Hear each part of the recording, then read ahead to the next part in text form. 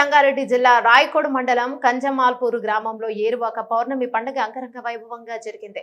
కన్నుల పండుగ బాజ భజంత్రీలతో శక్తి భక్తి శ్రద్ధలతో నిర్వహించి గ్రామంలోని పాడి పంటలు బాగా పండి కుల మతాలకు కలిసిమెలిసి ఉండాలని, అన్నదమ్ముల వలె ఉండాలని, కలిసిమెలిసి ఉంటే ఆ దేవుడు ఆయురారోగ్యాలతో గ్రామాన్ని చల్లగా చూడాలని కానీ మల్పూరు గ్రామ కాంగ్రెస్ పార్టీ అధ్యక్షులు శ్రీపాల్ రెడ్డి, గ్రామ మైనార్టీ అధ్యక్షులు సయ్యద్ పటేల్, మాజీ సర్పంచ్ నరేష్, నాయకులు సిద్ధారెడ్డి మొక్కులు చెల్లించారు.